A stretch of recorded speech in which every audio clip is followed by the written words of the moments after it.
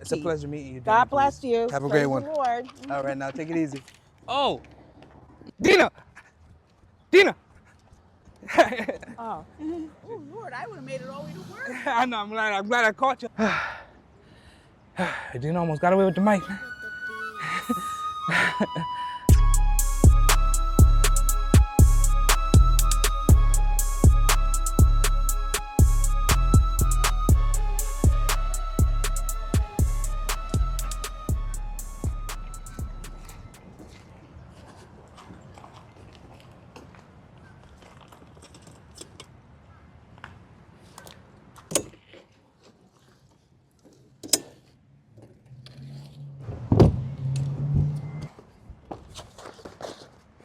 Another windy day, bro. Yo, if this wind take my whole table again, bro, it's hands from Mother Nature, bro. Straight fisticuffs, bro. Man, bro. Wind is never on my side. So I have to be good for now. Yo. Man, wind is never friendly to me, bro. Okay. Oh, my crack. Okay. It should stay. Praise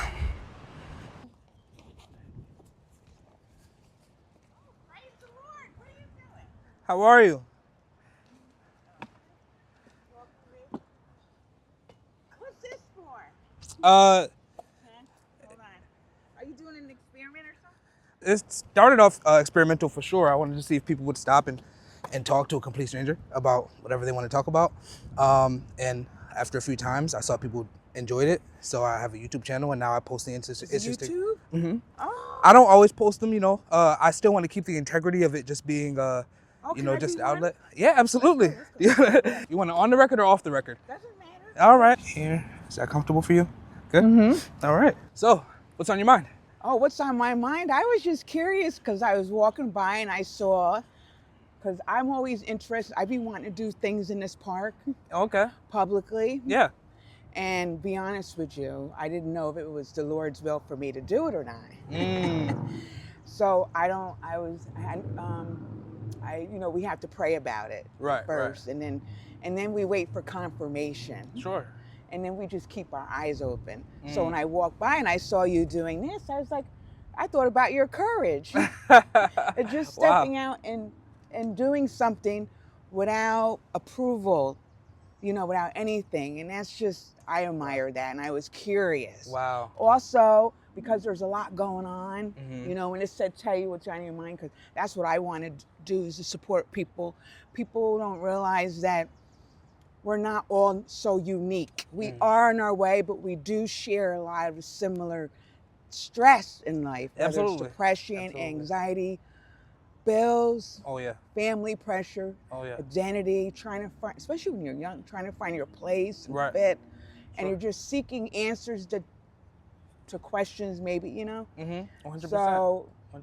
I kind of think about that, Sure. And so I understand that. So I'm always wanting to be supportive for people and give that back to the community, let people know they're not alone, that we do struggle, no matter, no matter what you look like, we're all human, and we have thoughts.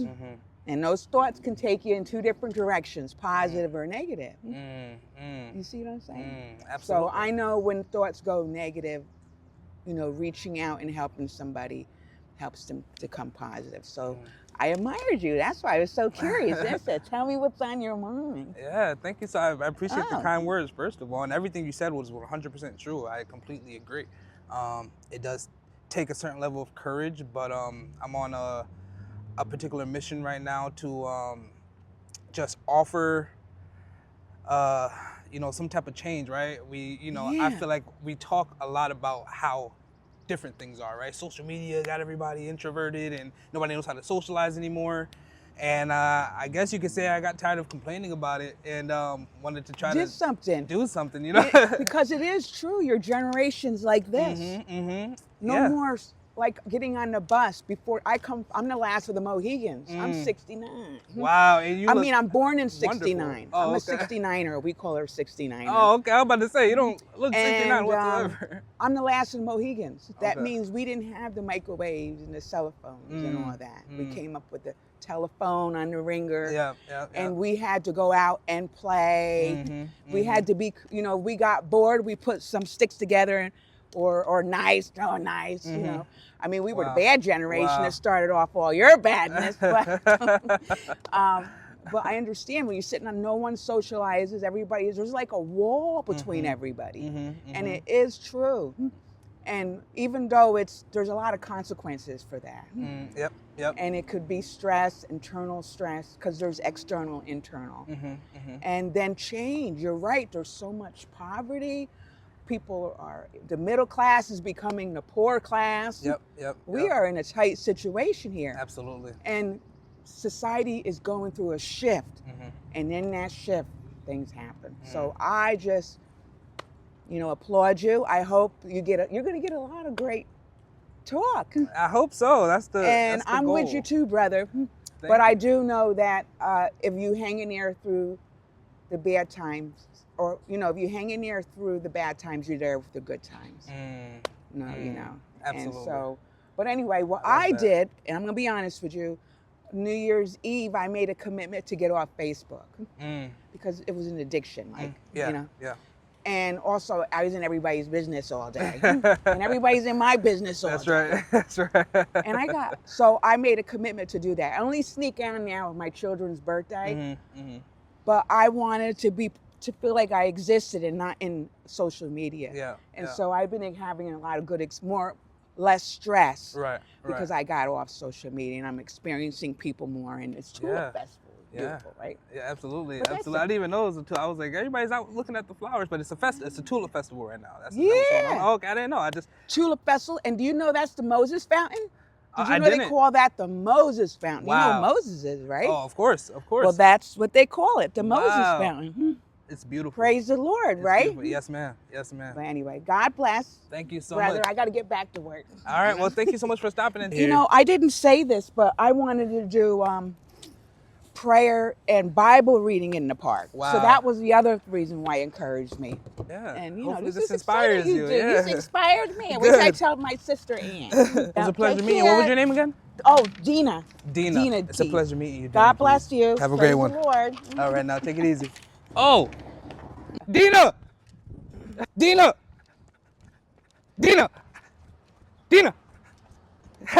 Oh, hello. You got my mic. Oh, goodness. Oh, Lord, I would have made it all the way to work. I know, I'm glad I caught you. I gotta walk all the way across the park with my mic, man.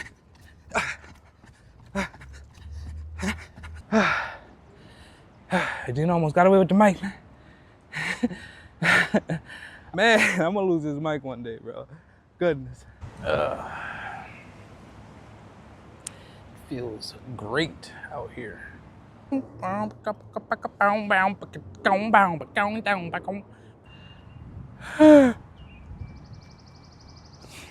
I gonna get any other people to come and talk to me?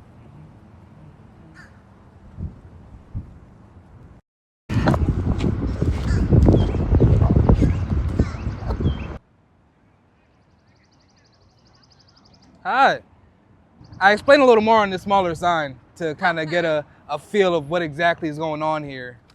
I promise I'm not just nosy. I'm just offering the conversation to people that might need it, that's all. Oh, I love that. Yeah, simple as that. I'll pass on it, but what's your YouTube channel? It's called The Village with Villy Wright. Or you could just search the YouTube Hut, like a Twitter handle, like at the YouTube Hut on YouTube, and I'll come right up. Have a great one. Hey, how we doing? Offering a little outlet to, a complete stranger. You can talk to me about anything you want. This is about it, man. I don't necessarily expect people to stop, but at least I can offer the opportunity, Somebody that might need a chat with somebody. Take it easy. Have a great one. Hello, sir. Yeah, I'm just simply out here offering a conversation to anybody that could use one. Nice. Just as simple as that, man. I'm a minister myself, so I spend a lot of time Oh, wow. helping people. Can I sit for a minute? Yeah, please do. My name is Isaiah. Isaiah. Yes. I'm Al, Isaiah. Say it again? Al. Al, pleasure. Nice to meet you. Pleasure. So what's on your mind? Well, like I said, I'm a minister, so we talk to a lot of people, trying to help them through life. And I'm just wondering, what are some of the main things that people bring up to you when they come over to your table? I mean, this is a great feature. Tell me about it. People can tell you anything, right? That's right. Anything at all. I've definitely come across a lot of interesting conversations. I've had people come up to me with business ideas. I've had people come up to me just to share some positivity. I've had people come up to me, wanting to discuss the political climate. You get many people that have come up and talk to you because they're so weighed down with problems like suicidal or not yet. But that's I encourage those things because that's kind of what this is all about. A lot of times, like I've been there. I've been at really low places and really needed somebody to talk with, and have had nobody. So I'm hoping that this can kind of serve that purpose for somebody else. You know what I mean? But no, nothing necessarily. I've gotten some sad people, some it's been mainly geared more towards what's going on with, the presidential election and changes that have been made and things like that. People are expressing their disappointments in those ways, but nothing too heavy quite yet.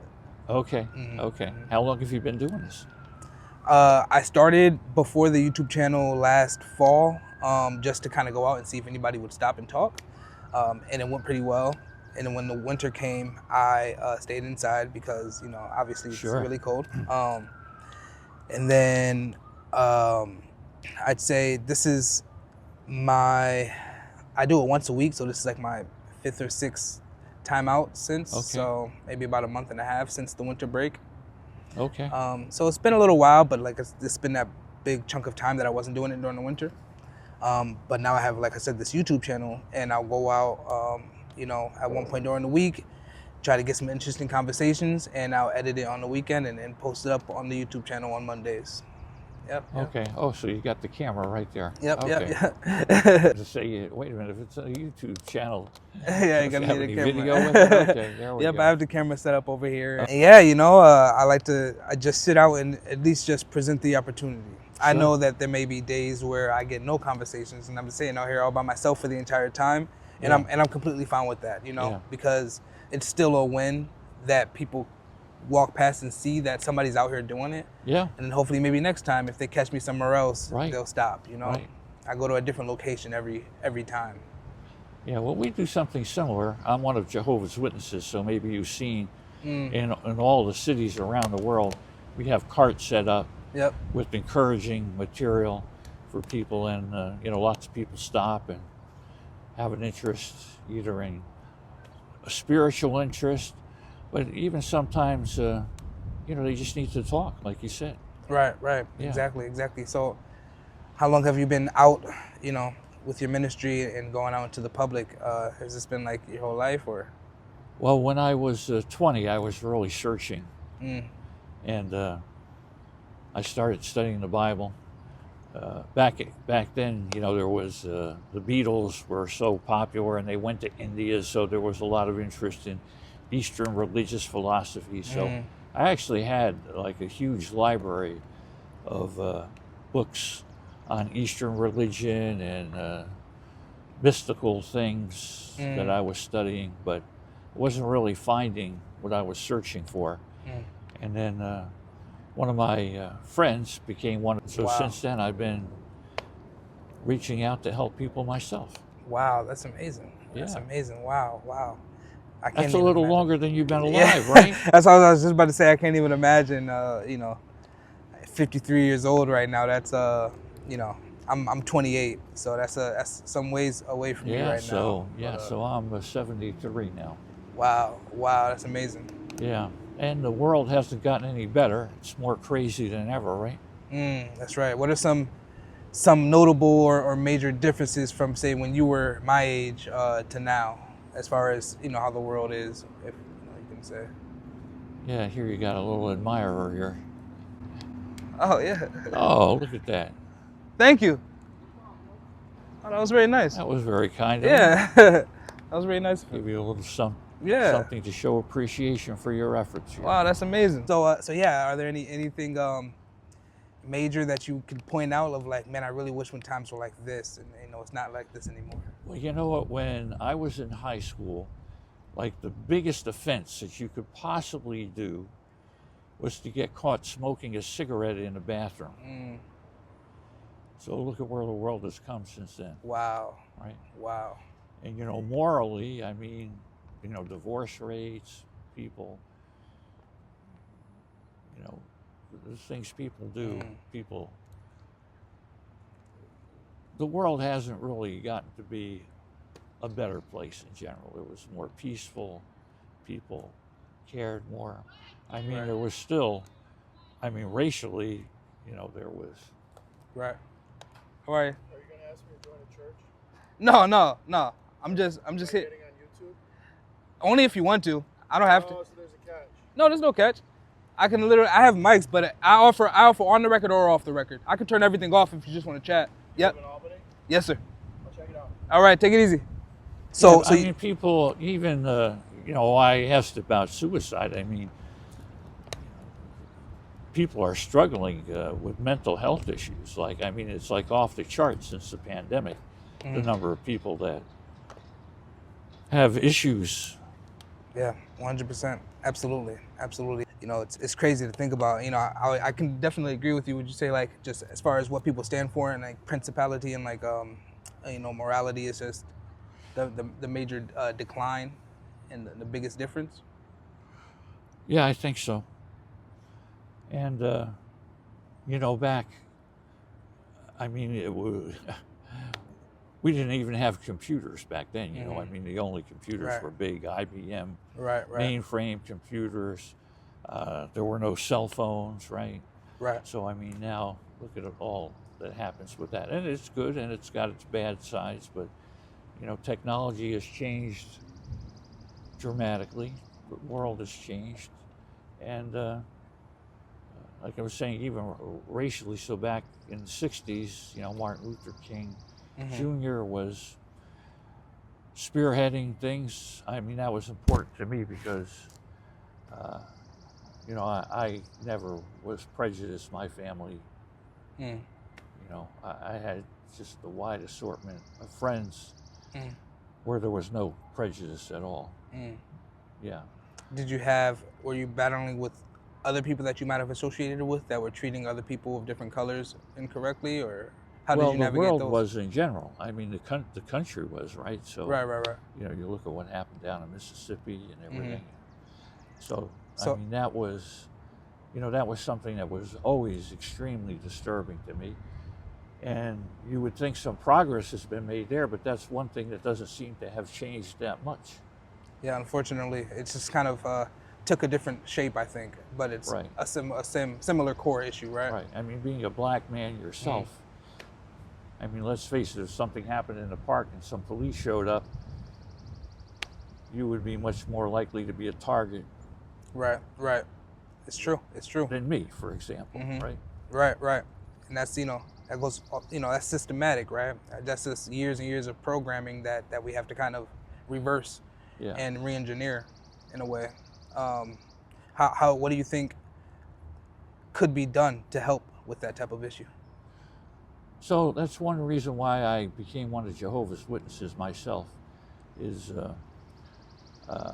around the time I was early on in finding out, some fascinating things from the Bible, there was a big convention of Jehovah's Witnesses at Yankee Stadium. And my friend said, hey, why don't you come check this out for a day? And I went, and it was like amazing to see 70-some thousand, almost 80,000 people, everybody really getting along from every race. And at the time, I had a nice afro, believe it or not. Really? Yeah. I would love to see that. A little loose, curly afro. But, that was not popular. So, in the little town I came from, I always had people telling me they wanted to beat me up because they had long hair. And I went to this convention, and almost everybody was very straight Jehovah's Witnesses, with ties and coats. And here I am. I came with an afro out to my shoulders. Wow. And I had on my leather motorcycle jacket, no shirt. I had my love beads on. You had to have those back then. This was in 1971. Wow. And Wow. I had on jeans, and then I had on fringe moccasin boots, even though it was 90-some degrees out, so I must have been quite a sight. And here I am with all these very straight, well-dressed Jehovah's Witnesses. Right. And I could see they really loved each other. I mean, even people that, just meeting, they were like, oh, it was really eye-opening. Wow. To see that there could be people like that really loved one another, that got along in peace. And so I think it was a 5-day convention. I went to the whole thing, and the talks were fascinating. And I still remember really some of the talks that were given back then. Yeah. After more than 50 years. Wow. So. Wow. Yeah. That's quite the impression. So that's one difference, in the world for me that's been a positive one. And Jesus said you would identify as true followers because they would love each other so much. So when I saw that in the Bible and I saw with my own eyes it really happening, that really made a difference for me. Wow. Wow. Yeah. Wow. So that was like a big, like a really pivotal moment for you in your faith. It was, yeah. Wow. That's amazing. I love that. Is that? And, the other thing is, I was raised a Catholic. I went to Catholic school, but so many people that are even religious, they really don't know, what they're doing in their worship. I mean, I don't know. Are you religious at all? Or? I grew up in church. I grew up a Christian. I can honestly say that within the last few years of my adulthood, I've come up with a lot of questions that I'm still in search of the answer for. So I think I can identify a little more with being spiritual, less religious. I try to maintain a relationship with God or a higher being, whatever that it is that we can identify with. But yeah, I guess I would identify as spiritual rather than religious. Per se. So what are some of the questions that you've been searching for? Because that's exactly where I was at when I was around 20 myself. A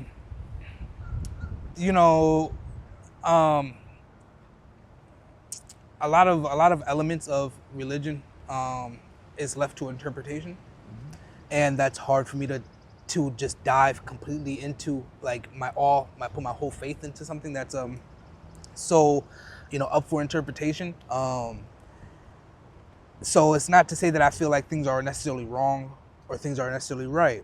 It's just the uncertainty of it has me hesitant. Do you know what I mean? And I guess you could say I find myself in a position of waiting for something to fall in my lap when I do know better. That's not how it works with this kind of thing. It doesn't really just fall in your lap, or it doesn't just hit you on the head like a brick falling from the sky. A lot of times you have to search and really put yourself out there to find these answers. But going back to the whole internet and social media and things like that are out, it's so much false information, so much. It's hard for me to find a reliable and trusted source. Even with the Bible. What actually that's called is noise. Yep. So there's all that noise that surrounds you. How do you hear the truth when there's so much false news? That's right. That's just like static that's blocking out the truth. And a major thing for me was realizing that the Bible is capable of having noise as well, because of me learning about all the different interpretations and the people behind certain translations. And I just realized that I found out that there are books taken out of the Bible, and there are things inputted to help with oppression and things like that I've come to realize as an adult, that has really gave me some major trust issues with the Bible in itself, if I'm being honest. Well, I had trust issues with the Bible too, because like I said, I was raised a Catholic. When I was young, actually, Catholics were forbidden to read the Bible. the priest would say, "Oh, you're going to get confused if you read the Bible." So we didn't even read the Bible or have a Bible. But let me just give you an illustration of how people don't know what they're doing when they say they're Christian. But one of the most famous prayers that Jesus said, he used it as an example, is the Lord's Prayer, right? Mm-hmm. So in that prayer it says, "Our Father who art in heaven." Mm-hmm. Hallowed be thy name. So what's the name? Isn't there multiple names, right? Jehovah, Yahshua, it's God, right? Is there, right? Am I on the right track? Okay, so you know what? See, just like you're saying, so you're really not sure what Jesus had in mind when he said, "Hallowed be thy name," right? So he meant one name because he said, "Thy name," right? And you know what? The name of God is used more than 6,000 times in the Bible, almost 7,000 times. And you did say it, it's Jehovah in English.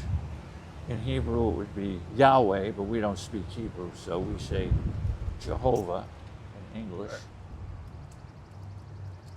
But, most people say, "I don't know, is it God?"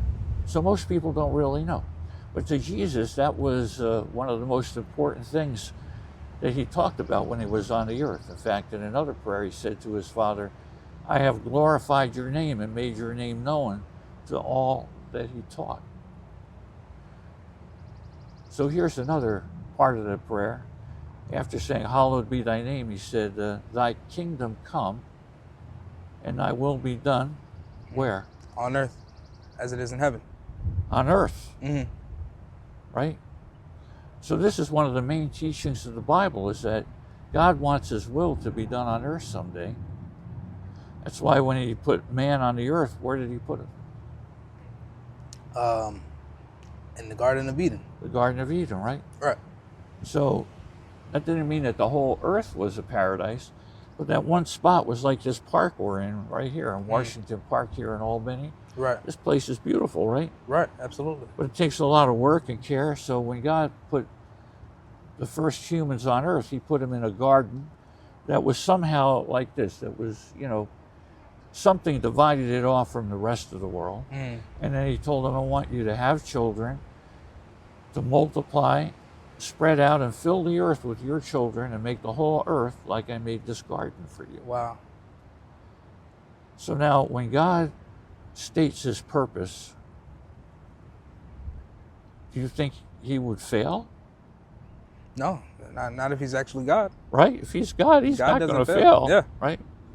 So that's still his purpose. And that's what Jesus was praying about. That God's kingdom, which by the way would be a government by God, with Jesus as the king, ruling from heaven.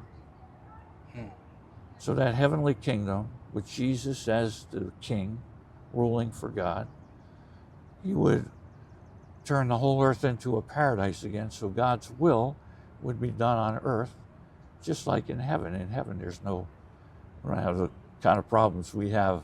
There's no racial prejudice in heaven, bro. Right. I would hope not. That would be awkward. Good to meet you, Isaac, right? Isaiah. Isaiah. Yes, like sir. the prophet. Yes, sir. There you go. Yes, I'm sir. Al. Al, it's a pleasure, truly. Thank you so much. Have a great one. Man, that was good. Very good.